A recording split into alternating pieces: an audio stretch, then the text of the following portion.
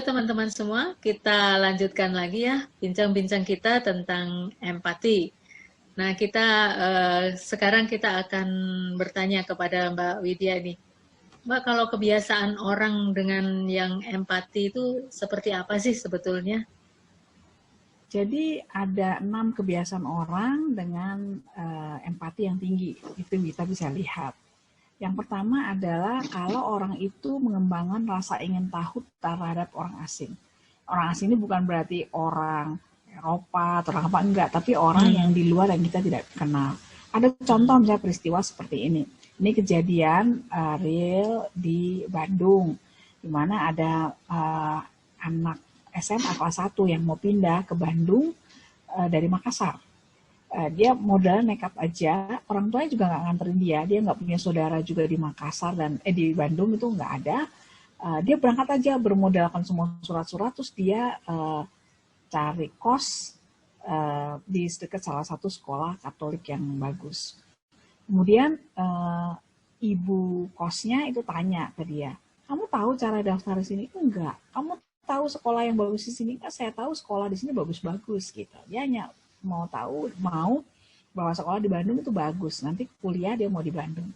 Nah, dengan modal itu kemudian si ibu kosnya ini malah nganterin dia.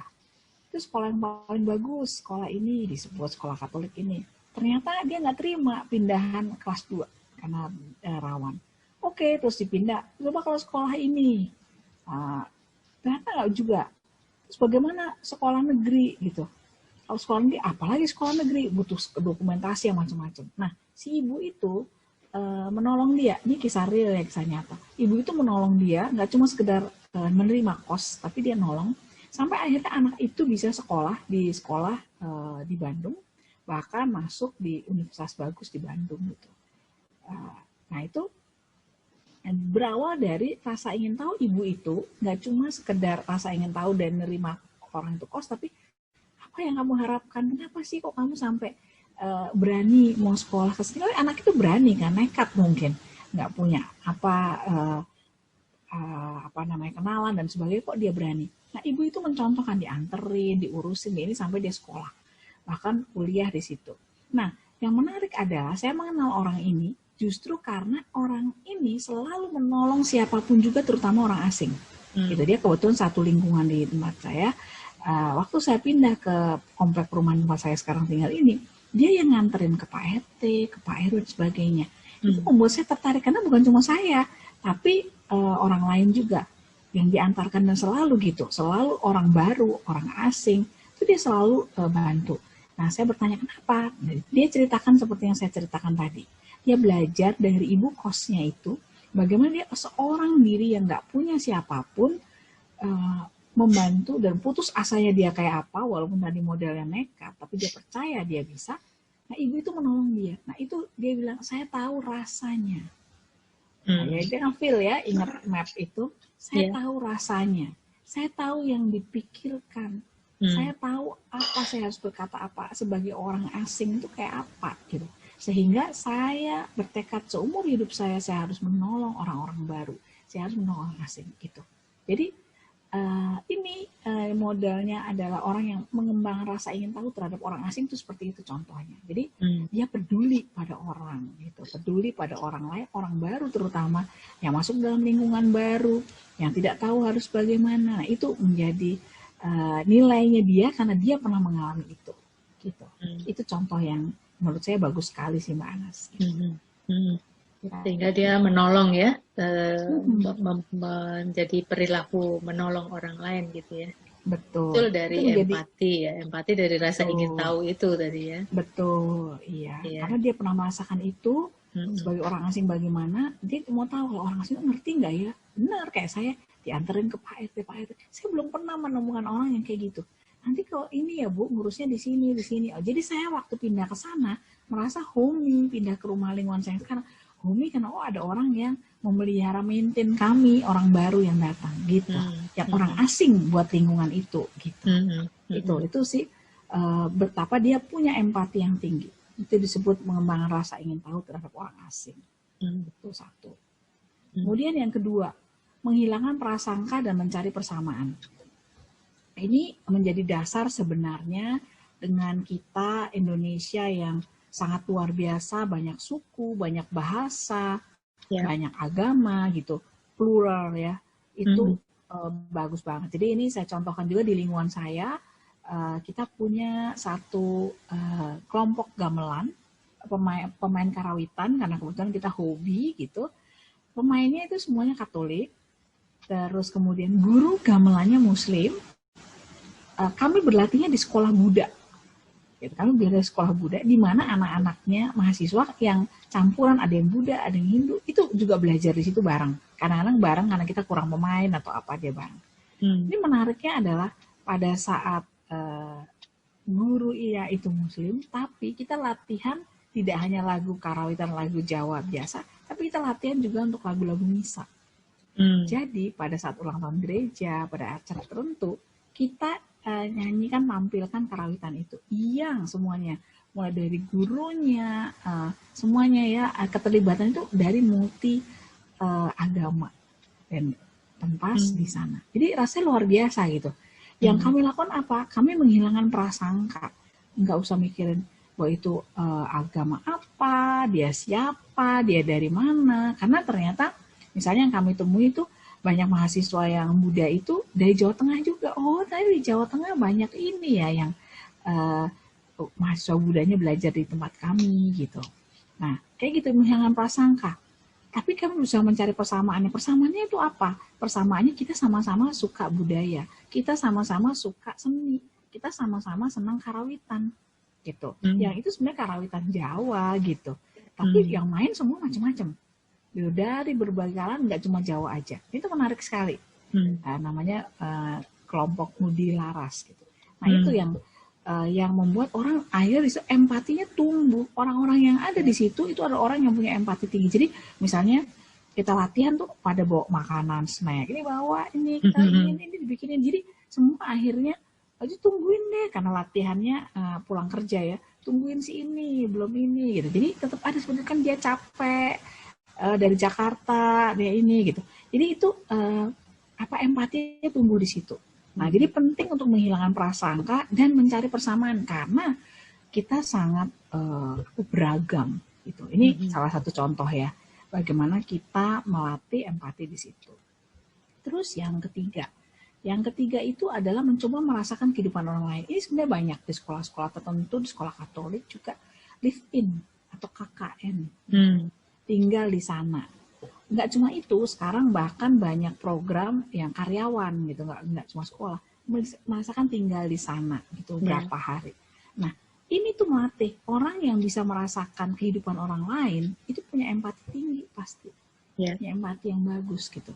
Jadi kita perlu, sekali lagi saya bilang, empati bisa dilatih. Nah, di sekolah itu dilatih di situ dengan live in kelas 3, biasanya live in kelas 2 gitu. Itu sebenarnya. Itu mengamati, observasi, membuat artikel, misalnya membuat artikel tentang berbagi nasi, kegiatan berbagi nasi. Dia ikut aja merasakan, oh begini toh caranya. Oh berbagi nasi ini nggak boleh sembarangan ngasih orang itu loh, itu bener nggak dia pemulung, bener ini ya, kayak gitu-gitu. Jadi itu dia coba merasakan, itu bisa. Nah kemudian yang keempat itu adalah mendengarkan dengan sungguh dan terbuka. Nah mendengarkan dengan sungguh dan terbuka ini balik lagi, ini aktif listening, orang yang dia bisa. Jadi listening itu ada tahapannya. Gitu, ada dia cuma hearing, mendengarkan saja, cuma dengar. Terus ada yang listening to, mendengarkan untuk, listening for, terus sampai dia aktif listening, masuk ke dalam pembicaraan itu. Gitu. Nah, orang yang masuk ke dalam pembicaraan itu, dalam situasi itu, secara logika, kognitif, hati, action, nah itu yang disebut dengan mendengarkan dengan sungguh dan terbuka. Kira-kira seperti itu. Itu yang keempat ya. Orang yang mampu mendengarkan dengan sungguh dan terbuka di sini maksud pemikirannya, terbuka pemikirannya, hatinya, itu dia akan punya empati yang tinggi. Gitu. Itu yang keempat. Nah, yang kelima itu membuat inspirasi untuk perubahan sosial. Ini udah tingkatannya beda lagi. Tingkatannya adalah dia punya ide-ide untuk melakukan yang berguna untuk komunitas. Kayak tadi misalnya, saya melihat ada kegiatan komunitas nasi bungkus namanya. Mereka rutin membagikan nasi bungkus tiap hari Jumat malam. Terus kita kebetulan ke sana, kok bisa kenapa malam gitu? Kenapa harus nasi bungkus? Bungkusnya nggak boleh pakai dus. Dia bungkusnya bungkus yang biasa itu. Nah ini membuat inspirasi. Inspirasi itu awalnya hanya di daerah Jakarta Barat, Tangerang, itu akhirnya meluas ke Indonesia. Sampai punya web, punya apa. Dia melakukan perubahan sosial. Karena kenapa? Karena secara tidak langsung dia mengeduket yang akhirnya nyumbang itu nggak cuma mereka-mereka. Tadi mereka hanya karyawan beberapa orang. Malam dikumpulin di situ, kita kumpul di sini, kasih berapa, ada yang nyumbang 20, 30 bungkus. Akhirnya dibagi-bagikan gitu, kalau malam aja tuh di atas jam 10 baginya. Mereka juga gini, kalau kita bagi di atas jam 10 itu kita bisa tahu mana yang benar-benar pemulung, gelandangan, mana yang enggak. Mana yang tidur di emperan, benar dia punya tunawisma atau enggak gitu. Nah itu tahunya malam, bisa jadi tengah malam. Nah ini gimana dia, ini orang-orang ini yang punya empati ini membuat inspirasi untuk perubahan sosial. Kecil kayaknya cuma bagi nasi, impact-nya seluruh Indonesia. Karena ternyata komunitas berbagi nasi itu sekarang udah ada hampir di seluruh provinsi Indonesia. Gitu. Jadi saya tahu bahkan sampai kalau di Jawa Tengah tuh ada yang di Semarang, di Magelang gitu ya, di Jogja gitu, itu kan nggak cuma satu provinsi, ada beberapa daerahnya lagi gitu. Nah kebetulan saya ikut yang di wilayah Tangerang Selatan, saya dulu ikut di Jakarta Barat juga, terus ini di Tangerang Selatan, saya lihat itu anak muda semua.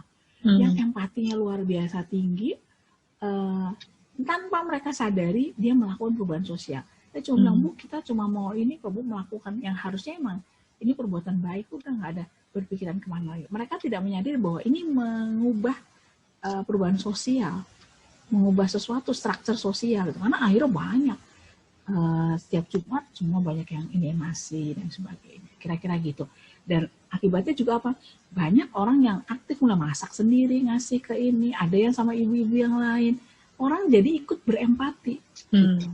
Berkembang terus ya. Berkembang terus. Ya. Saya juga lihat IG-nya, websitenya, wah, sekarang udah kembang ke sini ya, ke sini. Karena itu benar-benar bawa impact yang luar biasa. Dengan hanya beberapa orang. Dulu kalau salah cuma 2 orang atau 3 orang. Itu luar biasa anak-anak itu, namanya komunitas berbagi nasi. Nah itu yang membuat inspirasi ya. Yang keenam itu adalah mengembangkan imajinasi secara ambisius. Ini sebenarnya sih bagian dari bagaimana kita melihat suatu future ke depan gitu ya. Kita berimajinasi. Ambisius ini bukan punya ambisi itu bagus. Tergantung bagaimana dia mengatasi ambisi itu. Kalau terlalu ambisius sekali tanpa melihat kenyataan itu juga nggak bagus. Tapi yang di sini ini adalah untuk terkait dengan future. Empati itu bisa membuat imajinasi kita berkembang dengan sangat baik dan cukup ambisius mungkin kalau dilihat dari sekarang gitu. Banyak. Ini biasanya terkait dengan teknologi, customer service kayak gitu ya. Ini banyak mulai dari sana. Dengan punya empati ke customer, saya tadi contoh ya, yang di mapping itu ada yang namanya customer mapping gitu. Dia berimajinasi sebagai customer, itu gimana caranya supaya kita empati terhadap customer, kita empati pada customer, kita kembangkan imajinasinya, sehingga customer itu happy. Gimana caranya? Nah itu kira-kira sih contohnya kalau di dalam organisasi, di dalam bisnis tuh kira-kira seperti itu. Di dalam pendidikan juga sama. Bagaimana kita mengembangkan seorang anak, kita berempati terhadap anak itu atau remaja itu, misalnya anak remaja, mengembangkan dia. Apa yang harus kita bantu dari dia di masa-masa era pertumbuhan, perkembangan pribadinya dia. Apa yang harus kita lakukan? Itu juga bisa menggunakan seperti itu. Itu kira-kira. Jadi empati ini impact-nya tuh nggak cuma sekedar pada jatuh hati, jatuh kasihan, enggak malas, tapi bisa impact-nya ke komunitas, ke negara, gitu. Betul. Seperti yang saya bilang, mungkin yang anak apa tuh lah tadi, yang sekolah berantem antar sekolah, itu kalau misalnya empatinya bagus nggak ada loh. Ya. Bagaimana ini menghancurkan sekolah orang lain, menghancurkan jalan, itu namanya dia nggak empati. Gitu. Ya. Itu sih. Jadi kita bisa melihat empati dalam skop dari yang kecil, dari mulai rasa kasihan sampai skop yang besar ke sebuah negara, bahkan dunia. Itu contoh yang ini ya, kembangan imajinasi ini di zaman COVID seperti sekarang ini. Ini terkait dengan yang 5-6 tadi ya, yang inspirasi untuk perubahan sosial. Terus kemudian yang ini bagaimana secara global semua orang mengambil tindakan karena empati mereka terhadap korban COVID itu, mereka membuat gerakan yang mungkin tadinya sendiri-sendiri gitu, sedikit-sedikit, tapi ternyata menjadi gerakan global, bisa disebut ambisius mungkin gitu ya, gerakan global untuk mengatasi bersama COVID, saling membantu antar negara, saling apa, itu dalam tingkatannya dunia. Itu bisa dimulai dari empati. Kalau nggak ada empati, nggak bisa kayak gitu. Ya, luar biasa sekali ya kalau kita lihat dampak atau impact ya, hasil dari empati itu luar biasa ya, dari yang mungkin hanya sekedar menghilangkan prasangka, mendengarkan dari hal-hal yang kecil itu, ternyata kalau dikembangkan bisa bergulir menjadi sesuatu yang sangat besar ya, bahkan bisa mengubah sebuah masyarakat atau bahkan dunia ya Mbak. Betul. Itu. Nah, itu sebenarnya PR kita bersama. Ya. Kalau kita mau buat Indonesia yang lebih baik, Indonesia yang maju dan sebagainya, ya kita harus bangun generasi yang seperti ini, gitu kira-kira. Oke.